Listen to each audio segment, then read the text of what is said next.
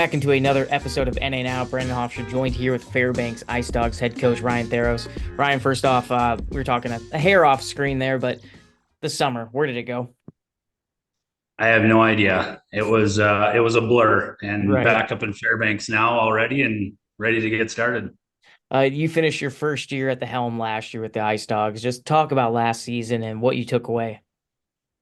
Yeah, I mean it's hard coming in, right away the first season. Just you're getting some players that are handed to you, and then you have a handful of players that you got out and got to have the chance to recruit with your scouts and everything like that. So, yeah, it was just a good season to kind of see where we were at from the start and continue to build on it throughout the season. And yeah, it was just good. I mean, obviously being up in Fairbanks is awesome, and with our fan base and everything, and soaking that all in right away was something to appreciate for sure. Being here and then just getting our players to understand kind of what the new accountability is, what the new systems are, and things like that. So a little slow start for sure, Mhm. but that's kind of to be expected. Right. Yeah, of course. Something great though to take away. You guys had 5 NCAA commitments last year. Just being a part of those guys' next step in their careers has got to be a fantastic feeling, right? Yeah, I mean that's why we're here, right? It's one thing that the Ice Dogs have taken pride on for what is it, 28 seasons now for the Ice Dogs, and it's great to be able to be a part of that and add to those numbers. But at the end of the day, it's just nice seeing that these players are putting in all the hard work on and off the ice, and we're doing the work off the ice to help get them in front of Division 1 and their coaches and things like that, and obviously with the league showcase and helps throughout along the way. And it is nice to be a part of that, and we're looking really forward to upping those numbers this season. Yeah. The NHL draft took place back in May. Tender system, all that. 3HL teams. You guys have one just in the lower 48, but with all those tools, that helps you with building a roster for the upcoming season. And what were some areas that you guys really honed in on with this upcoming roster?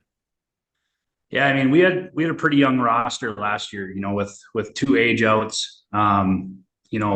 At the end of last season, one being Tyler Krivostoff that got his Division 1 commitment. Mhm. We really needed to look for a netminder with some of those assets, and then also just kind of building around the core of players that can come back with some of those tenders and draft picks on, some of the things that we were looking for was, some size. Mhm. We were a pretty fast, hardworking team, and just throwing some size into our core, I think, is going to help.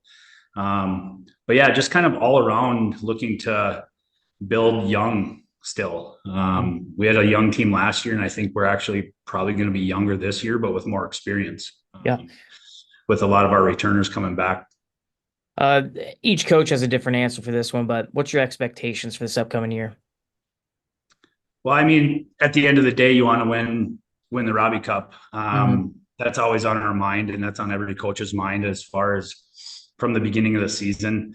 It's for me, it's a huge part of development and seeing where these players start the season and end the season, and hopefully at the end of the season, that is hoisting the cup, of course. But throughout the season, I think a big part is just trying to build these players' life skills along the way as well. Because at the end of the day, that's why we're here. Also, is not just developing the hockey player, but developing the person um, inside that hockey player. So, obviously, we want to make the playoffs and all the stuff that everyone wants to make. But I think at the end of the day, as long as we're getting these players the looks that they need to build on what's after junior hockey, and that's getting a Division 1 scholarship is what we're really here for, and so they can get an education and eventually move on into their careers.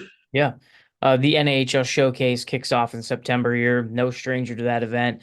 Talk about how excited you are for that. And maybe I know with a lot of these Alaska teams, they either come in a little early and play or they stay late out there in Minnesota or the surrounding area. But what do you guys have going on before, during, and after? Yeah, we have our training camp coming up.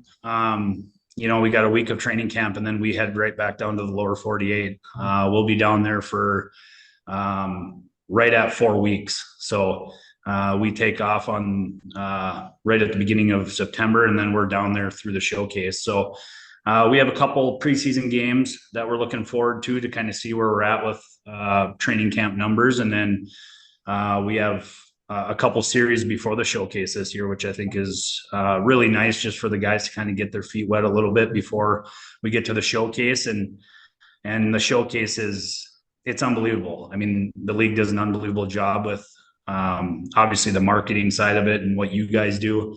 And then at the end of the day, it's to get in front of the Division I schools and make sure that our guys are ready to play the best they can, as well as they can for the beginning of the season. Yeah. Well, we're excited for this upcoming year for you guys. Excited to see you up there in September. And thanks again for doing this. Yeah, absolutely. Thank you guys for everything you guys do.